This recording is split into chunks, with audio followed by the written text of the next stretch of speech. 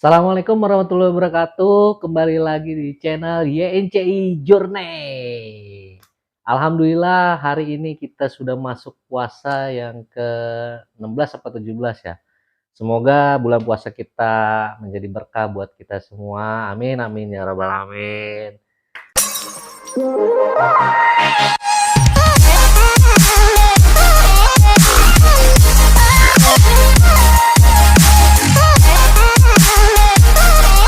Environmentally nyaman.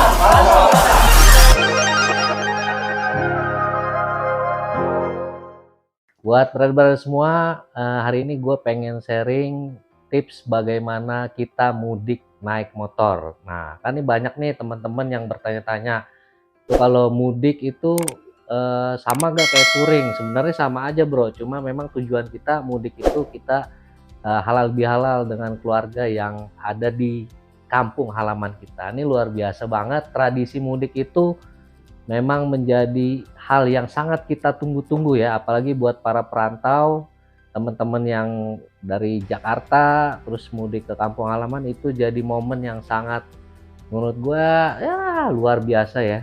Karena gue sendiri nggak punya kampung gitu, tapi gue pernah ngerasain mudik bagaimana gue bareng-bareng dengan pemudik.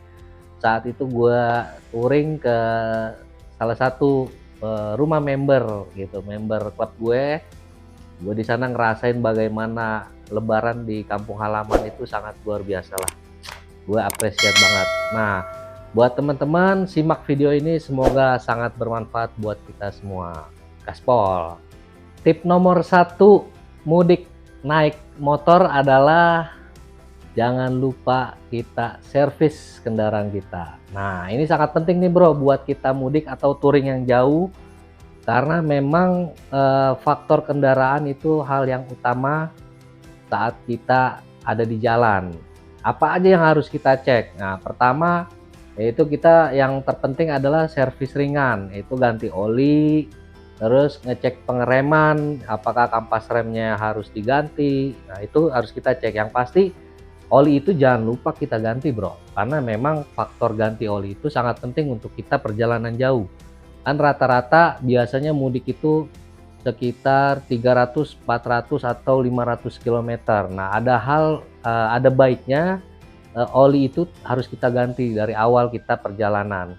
Kedua itu sistem pengereman. Nah, itu kita cek sistem pengereman dari kampas rem, terus oli remnya itu harus kita cek apakah itu nanti kering atau harus diganti. Terus radiator, motor yang pakai radiatornya kita cek apakah kering, ada kebocoran segala macam. Terus untuk motor yang rantainya kita cek apakah kendor, kita setel lagi. Terus gear setnya, gear apa ya, sprocket ya namanya, gue kurang ngerti karena udah lama nggak pakai motor rantai. Nah, terus untuk yang matic seperti biasa sama kayak motor gue, CVT-nya dibersihin, kita lihat rollernya, atau yang utama tuh fan beltnya apa harus mesti diganti. Jangan sampai kejadian pernah kayak gue dulu pakai motor CVT-nya putus di jalan, itu sangat susah nyarinya. Kalau bisa kita bawa cadangan, nah lebih bagus lagi. Terus dari sistem pengereman kita lari lagi ke pengecekan lampu sen, terus lampu utama, lampu rem itu kita cek. Jangan sampai lampu rem kita mati tuh bahaya banget. Jadi orang nggak akan tahu kalau kita ngerem tiba-tiba lampu belakang kita mati. Nah, itu sangat bahaya, bisa tabrakan beruntun bro. Terus sama angin. Nah, angin kendaraan kita cek, ban kita, velg kita, komstir di depan. Jadi handling kita nanti di motor gimana, apakah komstirnya kendor, apa segitiganya kena, atau lahar rodanya. Itu sebisa mungkin motor itu kalau bisa maksimal lah saat berangkat tuh sudah staminanya bagus lagi gitu. Nah, jadi mudik dan touring itu sebenarnya sama. Jadi ini gue berbagi pada saat gue touring juga. Gue berbagi untuk teman-teman yang mudik. Tips nomor 2 saat kita mudik naik motor adalah jangan terlalu berlebihan memuat bagasi kendaraan.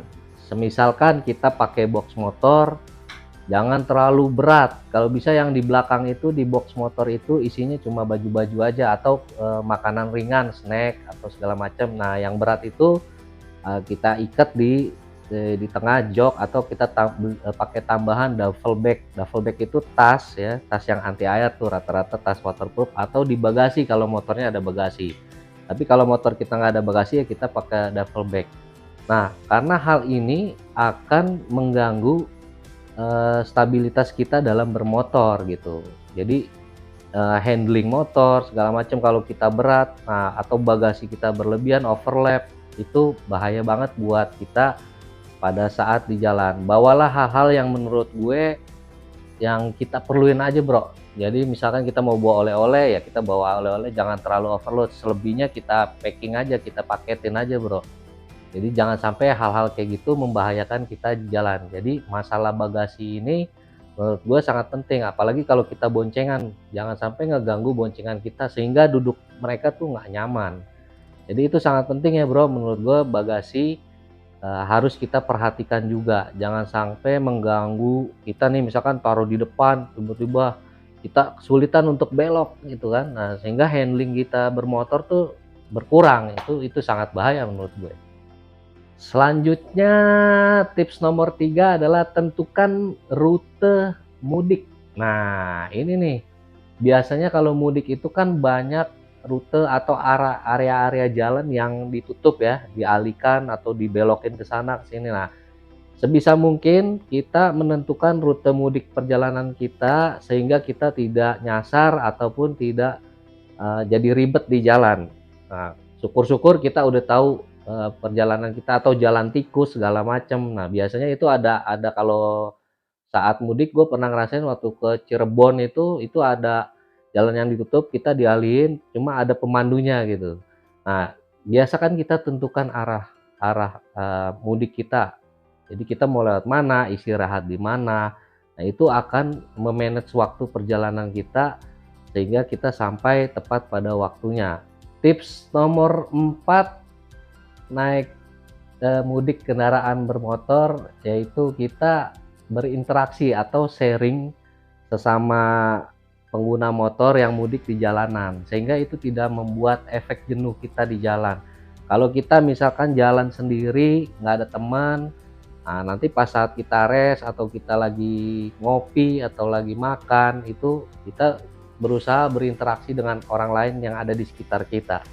Jadi kita nggak jenuh tuh, kita nanya-nanya, ngobrol, ya basa-basi lah, kampungnya di mana, udah punya anak berapa, terus kerja di mana. Siapa tahu itu akan menambah pengalaman kita, akan menambah relasi kita di jalan, sehingga tahun depannya siapa tahu kita bisa mudik bareng, nah, satu tujuan misalkan.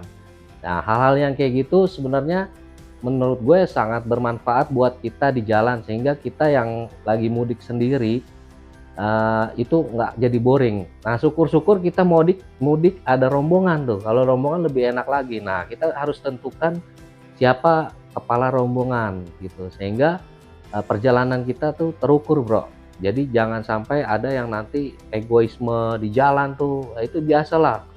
Gue juga waktu itu kalau gue touring, nah itu tingkat emosional orang itu terlatih pada saat kita di jalan atau kita lagi dalam perjalanan jauh. Nah, itu akan terlihatlah karakter orang-orang, teman-teman tuh seperti apa. Jadi gua harap teman-teman tuh bisa biar nggak boring, sharing dengan orang-orang yang ada kita temui di jalan lah.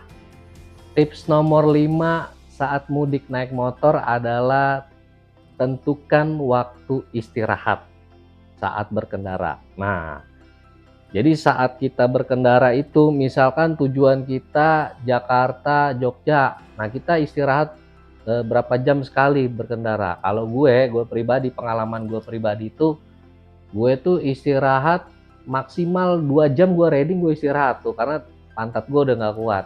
Nah, jadi ini hal yang wajib kita laksanain dalam bermudik naik motor. Karena perjalanan jauh itu kita jangan ngejor, Bro. Ngejor tuh maksudnya jangan gaspol terus. Sebisa mungkin kita istirahat lah, Bro. Maksimal kalau gue pribadi gue 2 jam. Karena gue sudah ngukur kemampuan gue 2 jam tuh gue harus istirahat. Jadi jangan kita memaksakan kehendak kita untuk ngejar waktu misalkan. Nah, makanya tadi gue bilang kita atur schedule mudik kita, tentukan rute kita, sehingga pada saat kita istirahat kita sudah menentukan kapan harus kita istirahat. Kalau gue pribadi ya itu tadi, 2 jam itu adalah waktu yang paling maksimal untuk kita berkendara naik motor. Nah, mungkin itu yang bisa gue sampaikan buat teman-teman biar teman-teman juga waktu istirahatnya cukup selama kita di jalan. Tips nomor 6 mudik naik motor adalah stay fokus, tetap fokus dalam berkendara. Ini hal yang sangat krusial, sangat fatal saat kita berkendara, kita dalam keadaan lelah atau mengantuk. Nah, ini sering terjadi sama gue pribadi juga. Pengalaman gue pribadi, gue juga suka maksain tuh bro. Nah, makanya kalau bisa ya jangan maksain lah. Kadang-kadang kita gengsi nih sama temen, lu ngantuk ya bro? Enggak, padahal kita udah ngantuk gitu. Nah, kita bareng rombongan nih misalkan, lu ngantuk bro? Kagak ngantuk, padahal kita udah ngantuk banget. Nah, sebisa mungkin kita jangan maksain bro, apapun bentuknya. Di saat kita ngantuk, istirahat mendingan. Gue pernah pengalaman, gue pernah nyusruk di sawah, gue pernah kecelakaan. Nah, ini sangat berbahaya banget. Jadi saran gue, kita tentuin pada saat kita lelah, kita benar-benar istirahat. Jadi fokus kita tuh tetap tetap ada keselamatan diri kita. Nah, jangan lupa konsumsi banyak-banyak minum air putih. Jangan sering-sering minuman yang berkadar gula, karena menurut gue itu malah bikin ngantuk bro. Tips nomor 7, tips mudik berkendara dengan motor adalah safety gear. Nah, ini penting nih, safety gear. Apa itu safety gear? Safety gear itu adalah peralatan berkendara kita. Contoh, kita memakai standar helm yang SNI ya. Kalau bisa sih gua mewajibkan lu semua pakai helm yang full face, bro. Biar bagaimanapun full face itu udah paling safety. Terus kedua, pakai sarung tangan. Sarung tangan itu kalau bisa yang full face ada protektornya. Kalaupun full finger ya. Kalau full finger ada protektor ya. Kalaupun harus half yang buntung, tapi ya kalau bisa pakai protektor. Terus pakai jaket juga, pakai jaket riding yang menurut lo nyaman, yang nggak ngeganggu, yang nggak bikin lo keringetan banget. Nah, itu sebisa mungkin lo pakai jaket yang safety. Terus celana juga minimal lu pakai celana jeans yang tebal atau celana touring kalau punya. Kalau nggak punya ya pakai celana jeans. Terus sama sepatu boot atau sepatu yang memang ngejaga kaki kita dari hal-hal yang tidak kita inginkan. Terus apalagi ya, kalau perlu pakai protektor boleh, tapi kalau gue sih kadang jaket gue udah ada protektornya gitu kan.